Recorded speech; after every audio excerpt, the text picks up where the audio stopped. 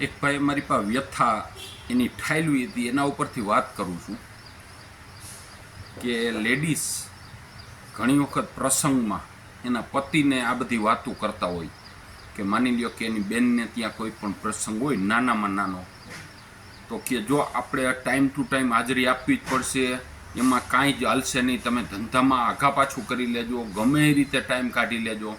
માની લ્યો કે 2-3 દિવસનો પ્રસંગ હોય તો કે તમારે 3 દિવસ તો 100% હાજરી આપવાની છે, નાનામાં નાના પ્રસંગમાં હાજરી આપવાની જ છે, એમાં કાંઈ હાલશે નહીં. જે એક પ્રસંગની અંદર વ્યવસ્થિત હાજરી આપવાની છે, વ્યવસ્થિત રહેવાનું છે, એમાં જરાય હાલશે નહીં. તમારે જી સેટિંગ કરવું એ કરી લેજો.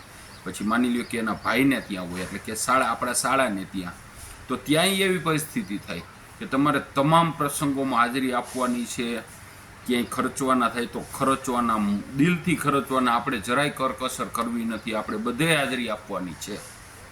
અને પ્રસંગની અંદર સતત નિહાજર રહેવાનું. ઘણી વખત ઘણા શું હોય કે માની લો કે પ્રસંગ પૂરો થવા આવ્યો હોય, બીજા દિવસનો પ્રસંગ હોય તો બીજાની ઘરે સુવા વહી જાય કે બીજે ક્યાંય વહી જાય, એમ નહીં, કન્ટિન્યુ અહીંયા હાજરી આપવાની.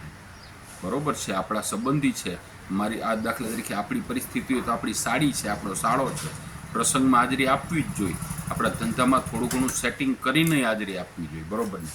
હવે પરિસ્થિતિ ઉલટી થાય છે ઘણી વખત કે ઘરે પ્રસંગ હોય, આપણી ઘરે પ્રસંગ હોય તો આપણે જેટલી હાજરી આપી, આપણે જે કાંઈ કર્યું એટલી હાજરી એ લોકોની પાસેથી આપણે અપેક્ષા રાખીએ કે એ લોકોને આપણે ત્યાં આટલી હાજરી આપવી પડે, તો ત્યારે ઘણી વખત છે ને ઉલટું થઈ જતું હોય છે. ત્યારે ફોન કરીને કહેતી હોય છે એના ભાઈને, એના બેનને, એ કે તમારી અનુકૂળતાએ આવજો, તમને જેવી રીતે ટાઈમ, અમારે ઘરે 3 દિવસનો પ્રસંગ છે, તમને જેવી રીતે ટાઈમ હોય એવી રીતે આવજો.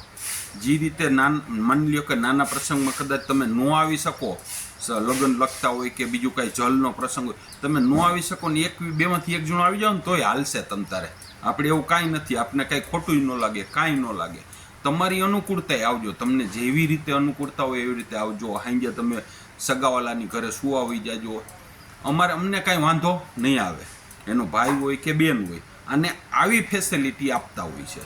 જો ખરેખર એવી ફેસિલિટી આપવી જ જોઈએ, એને 100% છૂટ આપવી જોઈએ કે તમારી અનુકૂળતાએ આવજો. નાના પ્રસંગમાં હાજરી ન આપો તો હાલશે, થોડાક વહેલા નીકળી જાવ તો હાલશે, બીજે ક્યાંય સુવા વહી જાવ તો હાલશે.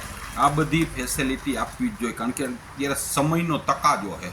હવે જો એ બધાને આ ફેસિલિટી આપતા હોય તો આપણે પણ આ ફેસિલિટી લેવી જોઈએ.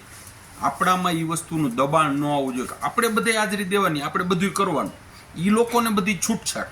આવું ના ચાલે, એક તરફી વાતાવરણ ના ચાલે. જો આપણે જે કાંઈ કરવું હોય ને બેને સમતોલ રાખવું જોઈએ. એ લોકોને જેવી રીતે આપણે બોલાવીએ એના સમય અનુકૂળ, પણ આપણે આપણા સમય અનુકૂળ જવાનું. અત્યારે ધંધાના એટલા બધા શેડ્યુલ ટાઈટ હોય, એમાંથી ટાઈમ કાઢવો છે ને આકરો હોય છે, પણ પ્રસંગોપાત બધા ટાઈમ કાઢી જ લેતા હોય. પણ ફરજ નહીં પાડી દેવાની, તઈની તો હાજરી દેવી જ જોઈએ, એમાં હાલશે જ નહીં. તમે મારે બેનને ની એક ભાઈને ની હાજરી ન આપો એમ હાલે?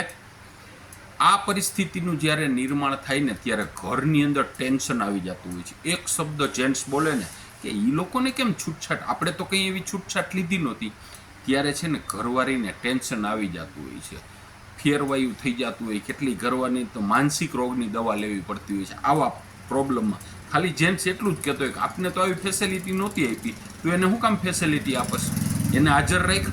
અથવા તો આપણે એમ કહે કે ભાઈ આપણે પ્રસંગમાં આ રીતની ફેસિલિટી કરીએ તો તને વાંધો શું છે, નહીં ન હાલે. એટલે આવી બાબતમાં ઘરમાં ટેન્શન આવી જતું હોય છે, અને ઘરવાળીને ઘણી વખત મગજની તકલીફ થઈ જતી હોય છે આવા નાના નાના કિસ્સામાં. એટલે શક્ય હોય ત્યાં સુધી જકડ વલણ ન રાખવું, નોર્મલ વલણ રાખવું, અને આપણે અને એને અનુકૂળ હોય ને એવા સંબંધો રાખવા. બરાબર ને? ભીખાલાલનું આવું માનવાનું છે.